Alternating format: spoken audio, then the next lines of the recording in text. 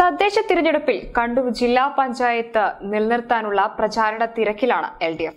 ഇത്തവണ പ്രസിഡന്റ് സ്ഥാനാർത്ഥിയായി ഉയർന്നു കേൾക്കുന്ന പേര് ഡിവൈഎഫ്ഐ നേതാവ് കൂടിയായ PP ദിവ്യയുടേതാണ്. കല്യാശ്ശേരി മണ്ഡലത്തിൽ നിന്നും ജനവിധി തേടുന്ന PP ദിവ്യയുടെ തിരഞ്ഞെടുപ്പ് പ്രചാരണ വിശേഷങ്ങളിലേക്ക്. ഞങ്ങളെത്തുമ്പോൾ പ്രചാരണ തിരക്കിലായിരുന്നു PP ദിവ്യ. പൊതുപര്യടനത്തിനായി ഓരോ കേന്ദ്രങ്ങളിലും സമയബന്ധിതമായി സന്ദർശനം. തിരഞ്ഞെടുപ്പ് അടുത്തിരിക്കുന്നതിനാൽ അല്പം ധൃതി തന്നെ.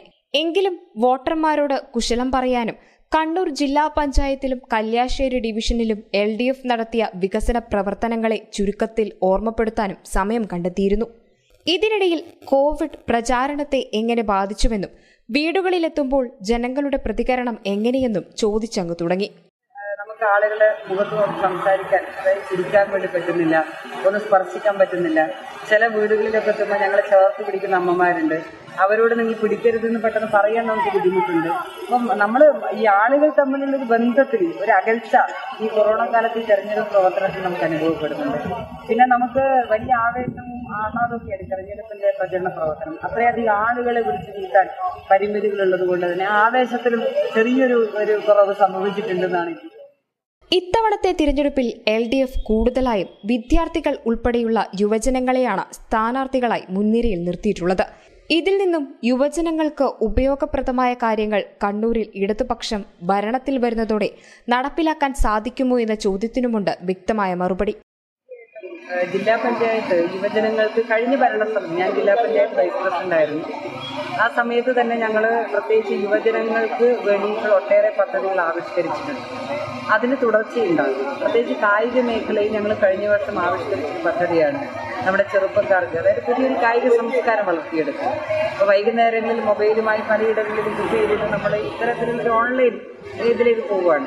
അതിനപ്പുറത്തേക്ക് ടർഫ് കോർട്ടുകൾ, ഇന്ന് യുവജനങ്ങൾക്ക് ഏറ്റവും ഇഷ്ടമുള്ള ഒന്നാണ് ടർഫ് കോർട്ടുകൾ. അപ്പോൾ വ്യാപകമായി നമ്മുടെ ജില്ലയ്ക്കകത്ത് ടർഫ് കോർട്ടുകൾ ഉണ്ടാക്കുക എന്നുള്ളതൊരു പദ്ധതിയാണ്. ആ പദ്ധതി ഇപ്പം ഞാൻ മത്സരിക്കുന്ന പാപ്പിനിശ്ശേരി ഗ്രാമപഞ്ചായത്തിൽ തന്നെ ടർഫ് കോർട്ട് അനുവദിച്ചു. അതിന്റെ നിർമ്മാണ പ്രവൃത്തിയിലേക്ക് ഞങ്ങൾ പോവുകയാണ്. അപ്പം അതുപോലെയുള്ള കാര്യങ്ങൾ തീർച്ചയായിട്ടും യുവജനങ്ങൾക്ക് വേണ്ടി കായിക രംഗത്ത് കുറച്ചുകൂടി ശ്രദ്ധിച്ച് ചെയ്യും. യുവജനങ്ങൾക്ക് മാത്രമല്ല സ്ത്രീകൾക്കുമുണ്ട് പ്രത്യേക പരിഗണന. സ്ത്രീകൾക്കുള്ള പ്രവർത്തനങ്ങൾ എന്ന് പറയുമ്പോൾ അവരുടെ മാനസികവും ശാരീരികവും സാമ്പത്തികവുമായ ശാക്തീകരണമാണ് നടത്തുന്നത്. ഈ മൂന്ന് കാര്യങ്ങളും ഒത്തുവരുന്ന പ്രവർത്തനങ്ങൾക്ക് നേരിടുന്നു. കണ്ണൂർ ജില്ലാ പഞ്ചായത്ത് പ്രസിഡന്റ് ആവുകയാണെങ്കിൽ കണ്ണൂർ ജില്ലയിലും അതുപോലെ കല്യാശ്ശേരിയിലും നടപ്പിലാക്കാൻ പോകുന്ന പദ്ധതികളെക്കുറിച്ചും വ്യക്തമായ ധാരണ ഈ സ്ഥാനാർത്ഥിക്കുണ്ട്. അത് ജില്ലാ പഞ്ചായത്ത് പ്രസിഡന്റ് ഇവിടുത്തെ ഇടതുപക്ഷ ജനാധിപത്യ മുന്നണിയാണ് അക്കാര്യങ്ങൾ തീരുമാനിക്കേണ്ടത്. ജില്ലാ പഞ്ചായത്ത് പൊതുവെ ഇടതുപക്ഷ ജനാധിപത്യ മുന്നണിക്ക് പൊതുവെ പ്രകടന പത്രികയുണ്ട്.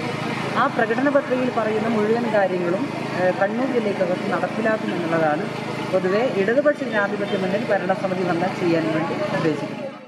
2016 അന്നത്തെ കണ്ണൂർ ജില്ലാ പഞ്ചായത്ത് പ്രസിഡന്റും CPM നേതാവുമായ കാരായി രാജൻ രാജിവെക്കുമ്പോൾ ആ സ്ഥാനത്ത് താൽക്കാലിക ചുമതല വഹിച്ചതിന്റെ അനുഭവവും ഇടയ്ക്കൊന്ന് പങ്കുവച്ചു.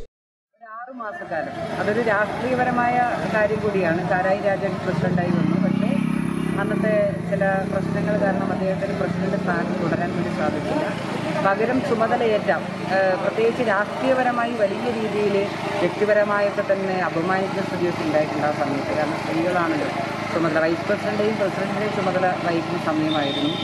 അത് എതിർ രാഷ്ട്രീയക്കാർ, അതായത് എല്ലാ ദിവസവും ജില്ലാ പഞ്ചായത്ത് ഓഫീസിന് വേണ്ടി ധർണാ സമരങ്ങൾ, ചാനൽ ചർച്ചകൾ, വലിയ രീതിയിൽ ആക്ഷേപങ്ങൾ, ജില്ലാ പഞ്ചായത്ത് അങ്ങനെ വല്ലാതൊരു സംഘർഷം ഉണ്ടാക്കാൻ മനഃപൂർവ്വമായിട്ടുള്ള ഇടപെടൽ അന്ന് എതിർ രാഷ്ട്രീയ പാർട്ടിയിൽപ്പെട്ട ആളുകൾ ചെയ്തിട്ടുണ്ട്. പക്ഷെ അതിനെ അതിജീവിക്കാൻ വേണ്ടി നമുക്ക് സാധിച്ചു. അതൊരു വലിയ കരുത്താണ്. ജീവിതത്തിൽ ഒരിക്കലും മറക്കാൻ പറ്റാത്ത ഒരു അവസരമാണ്. പക്ഷേ അന്ന് 6 മാസക്കാലം ജില്ലാ പഞ്ചായത്ത് ഭരണസമിതിയിൽ തന്നെ ഞങ്ങളോട് വളരെ എതിർത്ത് സംസാരിച്ച, ഒരുപക്ഷെ മുഖത്ത് പോലും നോക്കി ചിരിക്കാത്ത നമ്മുടെ പ്രതിപക്ഷാംഗങ്ങൾ പിന്നീട് ഞങ്ങൾ വളരെ സൗഹാർദ്ദപരമായ അന്തരീക്ഷത്തിൽ പിരിഞ്ഞു പോകാൻ വേണ്ടി സാധിച്ചു എന്നുള്ളത് തീർച്ചയായിട്ടും അത് നമുക്കൊരു അഭിമാനിക്കാവുന്ന ഒരു കാര്യം. ചൊവ്വ, പുതിയതെരു, വളപട്ടണം പാലം എന്നിവിടങ്ങളിൽ അനുഭവപ്പെടുന്ന ഗതാഗത കുരുക്കിനുമുണ്ട് പരിഹാരം. തീർച്ചയായിട്ടും അത് ഈ തെരഞ്ഞെടുപ്പ് കഴിഞ്ഞതിന് ശേഷം ഇത് പോകുന്നത് വളപട്ടണം പാതയുടെ തൊട്ടടുത്ത് ഒന്ന് പാപ്പിനിശ്ശേരി പഞ്ചായത്തിന്റെ ഭാഗമായിട്ടുള്ള കണ്ടം നിറഞ്ഞ ഒരു പ്രദേശം. അവർ പരിസ്ഥിതി പ്രവർത്തകരായിട്ട് ആളുകളെല്ലാം തടഞ്ഞതുകൊണ്ട് ആ ഭാഗത്ത് വീതി കൂട്ടുന്നതിന് വലിയ തടസ്സമുണ്ടായി. അത് നിർബന്ധമായിട്ടും അവിടെ 2 ഭാഗത്തും വീതി കൂട്ടി. നമുക്കറിയാം, ഒരു കണ്ടൽ വളരെ 5 വർഷമാണ്. നമുക്കവിടെ കുറച്ച് സ്ഥലം മാത്രം എടുത്താൽ തന്നെ അവിടെ ഒരു സർക്കിൾ ഉണ്ടാക്കിയാൽ നമുക്ക് ഗതാഗത പ്രശ്നം കുറേയേറെ പരിഹരിക്കാൻ വേണ്ടി പറ്റും. നിർബന്ധമായിട്ടും ഞാൻ മനസ്സിലാലോചിക്കുന്നത് എൻ്റെ ഡിവിഷൻ്റെ ഭാഗം കൂടിയാണ്. ഈ ഗതാഗത പ്രശ്നം വളപട്ടണം ഭാഗത്തുള്ള ഗതാഗത പ്രശ്നം പരിഹരിക്കുന്നതിന് വേണ്ടി സജീവമായിട്ട് ഇടപെടും എന്നുള്ളതാണ് പറയാനുള്ളത്. പഠനകാലത്ത് ഇടതുപക്ഷത്തോട് തോന്നിയ അടുപ്പവും സ്നേഹവും ഒന്നുകൂടെ ഒന്ന് പുതുക്കി. 10ാം ക്ലാസ് കഴിഞ്ഞ് ഞാൻ പ്രീ-ഡിഗ്രി ബാച്ചായിരുന്നു വിശ്വനാഥ കോളേജ്. ഡിഗ്രി അവിടെയൊക്കെ ഞാൻ ചെയ്തത്. ഞാൻ വിദ്യാർത്ഥി, അതായത് സ്കൂളിൽ നിന്ന് രാഷ്ട്രീയ പ്രവർത്തനം ഉണ്ടായിരുന്നില്ല. പക്ഷേ കോളേജിൽ പോയപ്പോൾ SFIയുടെ അവിടുത്തെ യൂത്ത് സെക്രട്ടറിയായി UUC 2 തവണ UUC മത്സരം ജയിച്ചു. പിന്നെ യൂണിവേഴ്സിറ്റി യൂണിയൻ്റെ വൈസ് ചെയർമാനായി.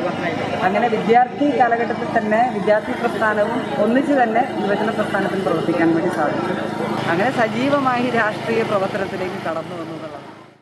അവസാന ചോദ്യം ജില്ലാ പഞ്ചായത്തിന്റെ വികസന നേട്ടങ്ങളെക്കുറിച്ചായിരുന്നു.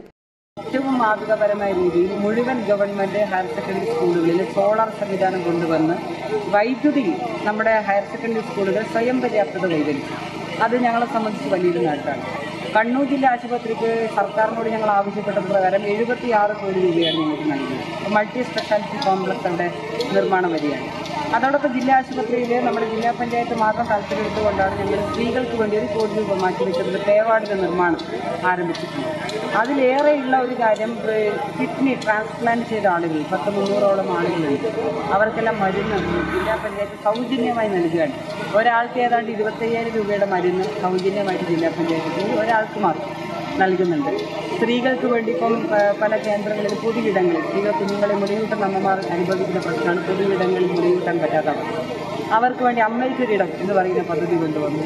കണ്ണൂർ നഗരത്തിലെത്തുന്ന സ്ത്രീകൾക്ക് ജോലി ആവശ്യാർത്ഥം ഇൻ്റർവ്യൂ അതിനൊക്കെ വരുന്ന ആളുകൾക്ക് വന്നിരിക്കാൻ വേണ്ടിയിട്ടാണ് ഒരു ദിവസം താമസിക്കാൻ ഷെൽട്ടർ ഹോം ഞങ്ങൾ തുടങ്ങിയിട്ടുണ്ട്. അതുപോലെ ശീതാലയം പദ്ധതി, ഇങ്ങനെ ഒരുപാട് പദ്ധതികൾ ജില്ലാ പഞ്ചായത്ത് കഴിഞ്ഞ തവണ കൊണ്ടുവന്നിട്ടുണ്ട്. ആത്മവിശ്വാസത്തിനൊപ്പം വിജയപ്രതീക്ഷയുമുണ്ടായിരുന്നു PP ദിവ്യ എന്ന DYFI നേതാവിന്. എല്ലാ വിജയാശംസകളും നേർന്നുകൊണ്ട് ഒടുവിൽ മടങ്ങുമ്പോഴും PP ദിവ്യയ്ക്ക് ലഭിക്കുന്ന ജനപ്രീതി ഞങ്ങളെ അത്ഭുതപ്പെടുത്തി. തൊട്ടടുത്ത് നിൽക്കുന്ന ആത്മമിത്രമെന്നോണം നെഞ്ചേറ്റി കഴിഞ്ഞിരുന്നു ജനഹൃദയങ്ങൾ. News desk, Kerala news.